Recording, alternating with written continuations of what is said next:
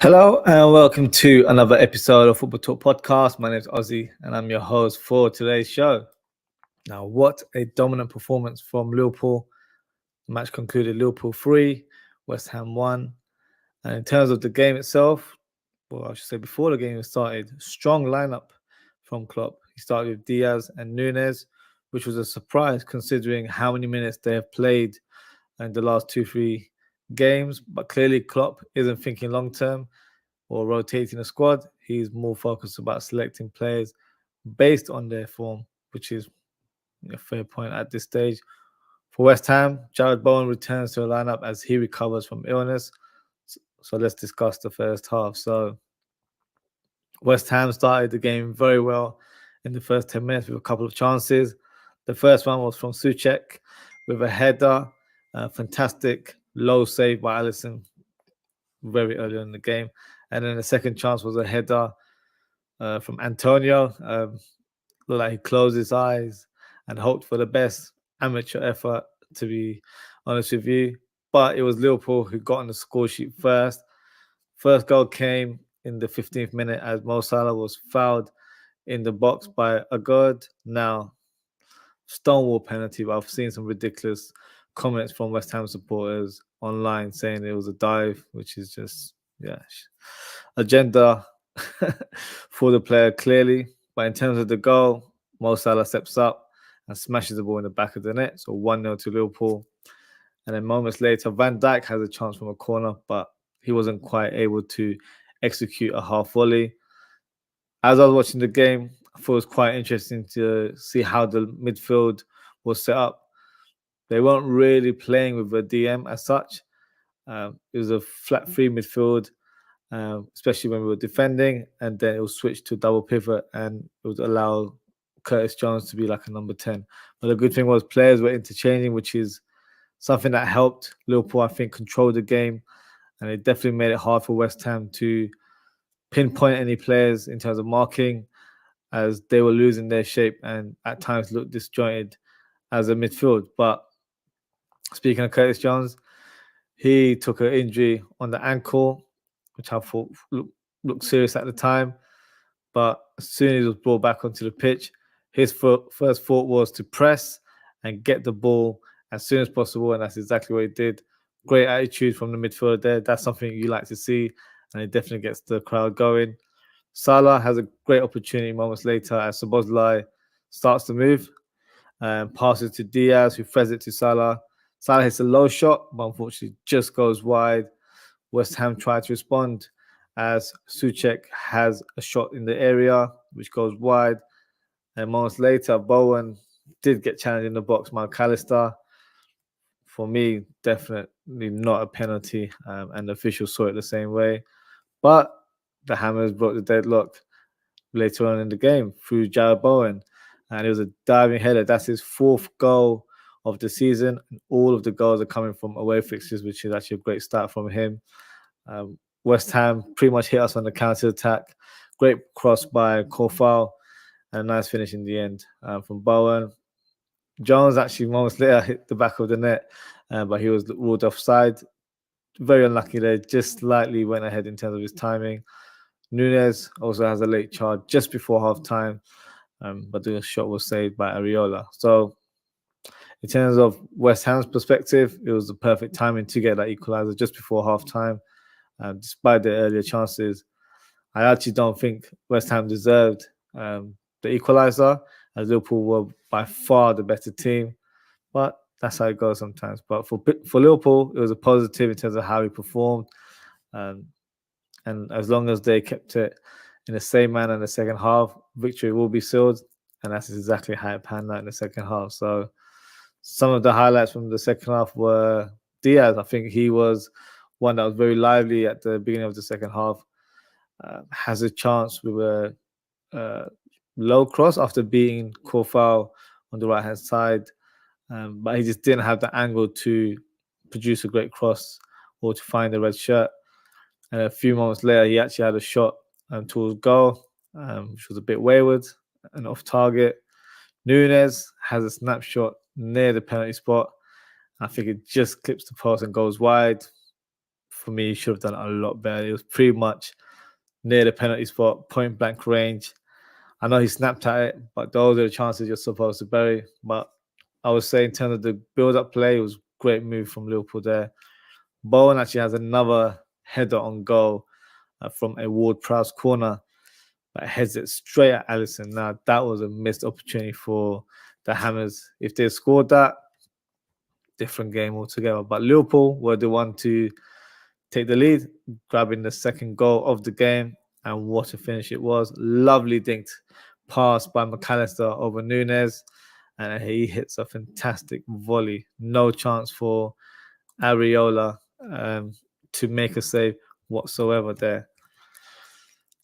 And then Curtis Jones also had a deflective shot on goal. Areola, to be fair to him, made a fantastic save, tipped the ball over the bar. It did look like he was about to dink in. So, yeah, I think it would have been embarrassing had that not been the case. But, yeah, great save from the West Ham goalkeeper there. Salah throws the through ball to Diaz, and he wasn't able to dink it over the keeper. It was a good pass, just slightly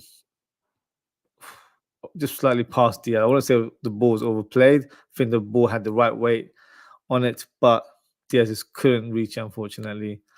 And then Salah also has a shot moments later from outside the box. Straightforward save for Areola. Gravenberch gets introduced to the game on for Curtis Jones. Fornals comes off the bench for West Ham. And his contribution was a team effort on goal. Never troubling the goalkeeper there whatsoever. Gakpo, Jota come on for Diaz and Nunez. Jota gets the third goal for Liverpool. Great corner by Robbo towards Van Dijk, who heads it down towards Jota, and he finishes it from close range. Lovely finish from Jota there. Quite easy one, to be fair, but it was just making sure he didn't blast it over, which unfortunately does sometimes happen with shots in that kind of position. Endo comes on from McAllister. Szoboszlai has a moment where he nicks the ball from the West Ham defender, goes on a charging run, passes the ball to Gakpo, whose shot is eventually blocked. In that position, I think Szoboszlai should have played the pass towards, I think it was Jota on the left-hand side, who was making a great run. And had that pass have been made, I think Jota would have had an easy, clear chance in front of goal. Alisson tries to be a sweeper keeper there, sets up a move for Jota on the left wing, who hits across towards Gakpo, but Gakpo just couldn't make any contact from the cross that was executed with the outside of Jota's foot. That was the last one of the game, to be fair. Great victory from Liverpool, and what a dominant performance. It was thoroughly deserved, the 3 points. Call me Mystic Oz, but I predicted a 3-1 victory. I even got 2 of the goal scorers correct, so not to brag, but just to let you know, I know my football. Let's talk about Antonio. What happened to that boy? Talking reckless in the build-up. But where were you in this game? MIA, like, we're in the 305. Gomez, Matip, and Van Dijk took turns and had him in their pockets throughout the game. So, as I said in the match preview, we'll let the football do the talking, and that's exactly what we did. And it was great from Liverpool in that regards.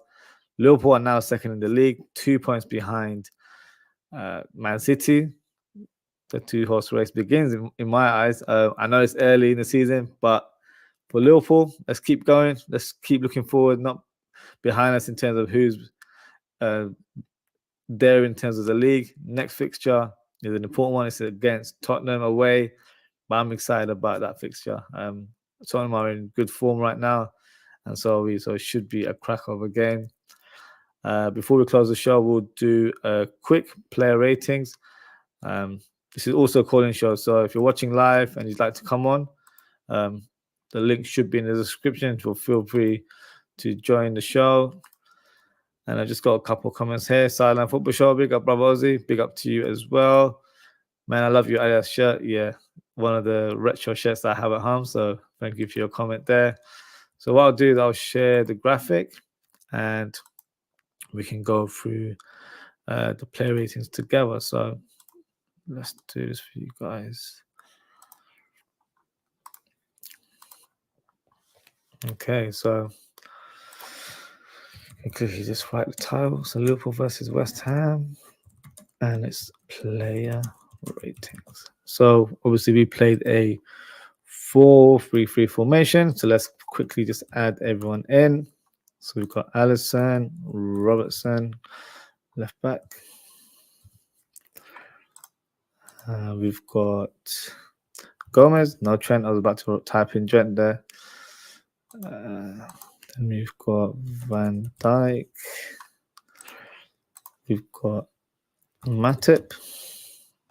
That's our back four. McAllister. Jones. Szoboszlai. Diaz.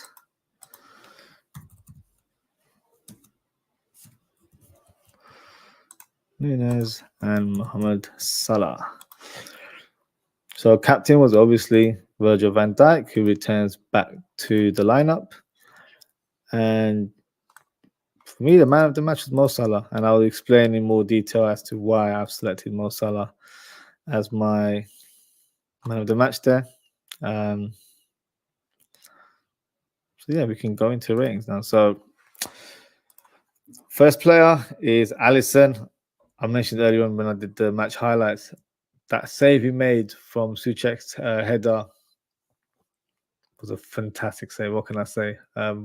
We're used to seeing great saves from Alisson, so we might be spoiled in terms of seeing those spectacular saves over, I would say over the weeks, but I'll say on a regular basis, to be fair. He definitely kept us in the game. If that goal had gone in, it would have been deja vu where, you know, I've expressed this concern with Liverpool. We keep conceding early goals. It wasn't the case in this fixture, thanks to Alisson's save there. Even the Jared Bowen header in the second half, obviously it was a team effort, so it was always going to be saved by the keeper. But there were a couple of moments where he did have to, you know, make some saves. I thought it was very much a very solid performance from him. Handled everything really well in terms of any aerial crosses. Looked comfortable and tried to be super keeper with a couple passes here and there. So dominant performance from Alisson. So I'm going to give him an 8 out of 10. Robertson, for me, had another solid performance during this game. He even made another mazy run on the right-hand side. I think that's his new trademark now. Cutting in the right-hand side, trying to score goals. So it's quite nice to see in that regards. But yeah, overall solid performance from him. Didn't really look troubled as such. Jared Bowen tried to play more of an inside forward, so I think that kind of caught Robertson a little bit off guard. But I don't feel like he got troubled as such. In terms of tactically, I think he did really well defensively. Maybe could have done a bit better in terms of offensively. But overall, a good performance from him. So I'm giving him a 7.5. Van Dijk, another solid performance considering he's been out of action for 2-3 weeks now. Didn't look out of place whatsoever. Looked very dominant, very aggressive, especially against Antonio, which I'm sure the Liverpool fans in the crowd enjoyed. Yeah, a real leader's performance, led by example. Never really came out of second gear, to be fair. Wasn't outpaced or out-dribbled by anyone. Kept his composure. Pretty much made sure the shape of the back line was secure in terms of, you know, staying compact as a unit. So yeah, great performance from him. So I'm giving him an 8 out of 10. Matip, another solid performance, to be fair. It's good to see him in action because he's pretty much a squad player now. So he's in and out of the team. But whenever he comes on, he can be relied upon. I know a lot of fans still have some reservation in terms of his ability overall, but I still feel like he's a solid defender. He has great experience. One thing that separates him from any of our other centre-back is his ball playing ability. He's a ball carrier, so unexpectedly will just have a little run. Did it a couple of times in this game. 1 or 2 wayward passes, but overall a decent, solid performance from Matip. So I'm going to give him a 7.5 as well. Joe Gomez playing at right back. Still not out of place. He was phenomenal for me in this game. Really, really good. He's played, I think, 3 or 4 back-to-back sort of games in the Premier League, and he's getting stronger by each game. Looks really solid, really good on the ball. He's very, I think he's more intelligent now in terms of how he's playing. Not saying he wasn't intelligent before, but I feel like he's using his body more wisely as well. He's not getting pushed off by the player, or he's not getting out-muscled or outsmarted even, which used to happen back in the day, especially when he used to play in the right-back area. Passing, I feel like it's improving the more I see him. Charges up and down the pitch really well. I know a lot of people have reservations as him as a right back. I feel like he's a solid option there. We know defensively he's good, and even attacking he does contribute. Does do 1-2s here and there. Has a good cross on him as well. So he's definitely a solid option to have in that position. I thought he was one of the standout players throughout the game. Some players in the team, I think they had better moments, or had a better half than the other. But I feel like Joe Gomez was solid throughout the game. So with that said, I'm giving him an 8.5 ranking. McAllister definitely grew into the game. First half, he was pretty much solid. But I think first half he was pretty much solid. Second half, he was really good. I think that assist that he gave to Nunez gave him a bit more confidence to start playing more forward passes, which I feel like earlier on in the game, I think he was being more of a controller, making sure the ball's ticking and we're keeping possession and not really losing the ball. I think once the shackles were off, where we got that second goal, he just looked like a different player. Played some really good forward passes after that assist with Nunez. And yeah, I would say more to come from him. I feel like still some reservations about his role in the team as a 6. I personally think he can do a job. I feel like he's more than capable of making that role his own. He doesn't have to be a destroyer as such. He can be a deep playmaker and really make things happen.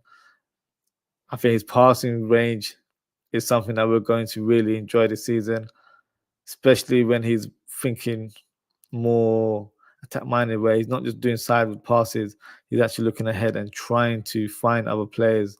And he did that on numerous occasions, especially in the second half. So no, solid performance. That assist itself was a fantastic assist, wasn't it? Great dink fast over to Nunez.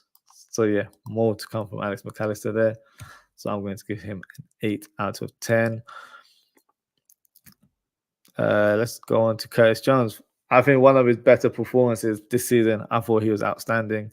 Really, really good in this game. Oh, have I written 8? Let me change that. 8 for McAllister, not 7. Curtis Jones, yeah, as I was saying, one of his better performances so far this season. I think especially in the second half, I feel like he was on the ball a lot more, trying to make things happen, dribbling on countless amount of times, having a few shots here and there, really forward thinking. I like the way he was driving the ball, driving the team forward. So yeah, I think solid performance from him. So I'm going to give him an 8 out of 10 as well. So szoboszlai, how much more can I say about him? I'm just going to say lyrical stuff, or I might be sounding like a cassette player where saying things on repeat. He was fantastic yet again. Another great performance, all-round performance. Played more of a deeper role at times where I feel like he dropped deep in the double pivot in the first half. But he's just such a talented player, very classy on the ball, makes everything look very easy. Yeah, we're very lucky to have him. I think he's a fantastic player. And another solid performance from him.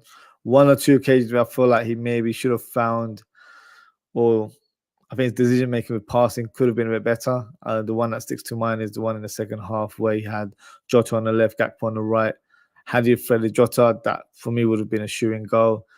So yeah, just little moments here or there. I feel like that's just something he'll grow into within the team as he builds more chemistry with the other players in the squad. But overall, another solid performance from him. 8 out of 10. Now, Luis Diaz for me was, really, really solid in the game. Had his moments where he was really taking on Corfal. Corfal was on the back foot for a lot of times during this game. Diaz had a couple of shots as well. That's something I wanted to improve on in terms of his final output, where when he gets into those goal scoring opportunities, sometimes I feel like he wants to play the 1-2. I feel like there's chances where if you've got a half a shot, just go for it, see what you can do, because you've definitely got it in your locker. So, no, another solid performance from him.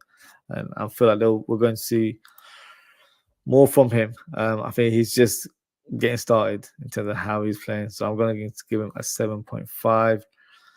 Darwin Nunez had a good game, I would say. I think he had a couple of chances where I feel like he maybe should have done better, if I'm being brutally honest. The one that sticks to mind, I think, will be for everyone as well, is when he had the chance near the penalty spot and he just smashed it wide. I think he was just going for that power for the top corner shot, but I still feel like he should have hit the target and scored there. So that's the thing with Darwin Nunez. He's got such great movement around the box that he always produces a number of chances for himself. If he can start being more clinical in front of goal, got a definite goal machine there. But I think he's slowly getting there. His all-round game is getting much better game by game. Hold-up play is fantastic. Even his link-up play, passing to players around him, he's getting much better as well. So another solid performance. So I'm going to give him an 8 out of 10. And then we've got Mo Salah, who for me was man of the match. I think this was a game where he was pretty much involved throughout the game. I know Salah has games where he has moments of brilliance where he'll have good 10 minutes in the first half or second half, and that's kind of his whole output for the game. But I feel like throughout this game, he's definitely trying to make things happen. Movement was really good, kind of inside, had a few shots from outside the box as well. Linking up with Darwin Nunez and Diaz was improving, working alongside Szoboszlai and Gomez in a triangle. Definitely something we'll see going forward. And then the penalty, well taken penalty under that pressure. So yeah, I think it was just one of his better performances this game. So I'm going to give him an 8.5. So let me know what you guys think in terms of my ranking for the Liverpool players here. Have I been too generous, or am I, missing the boat in terms of ranking some players a bit higher than what I have to? Just let me know in the comments. I'll also rank the substitutes. So let's have a look at who else came on. So Gravenberch came on for Jones. So we can Gravenberch. And we also had Gakpo coming on for Nunez. So you got Gakpo. And then you had Diaz coming off for Jota. And then we had Endo coming on for McAllister. So yeah, so let's start with Endo. Endo, to be fair, didn't have much game time. I think it came on around the 85th, 87th minute, around that sort of range. So I probably had less than 10 minutes to make an impression on the game. So I'm just going to give him a average score, just give him a 6, just because he didn't really have much of a time to make an impression. Gravenberch as well came on, I think, probably 5-10 minutes before him. So didn't have much impact as such. Obviously, it's quite difficult at this time, but I feel like whenever he plays, he just looks very silky on the ball. He had a moment where he had a run on the left-hand side, threaded a through ball. I think it was towards Salah. It just didn't go to plan there. but I feel like he's definitely going to grow into the role. Yeah, he looks like a great player with huge potential. Really excited to see how he does, and I think he'll definitely be unlocked under Klopp this season. So I'll probably give him another sort of safe score. So I'll give him a 6 out of 10 as well. And then you've got Gakpo, who, from what I remember, had more of an impact. Had that moment where I mentioned szoboszlai passing to him, had a shot that got blocked off. Jota passed a ball from the left-hand side, the outside of his foot, just missed it. So Gakpo is definitely in and around the box, making things happen. So I'm going to give him a 6.5. And Jota comes on and scores the final goal for Liverpool. So no bad contribution there. In terms of his overall play, did decent.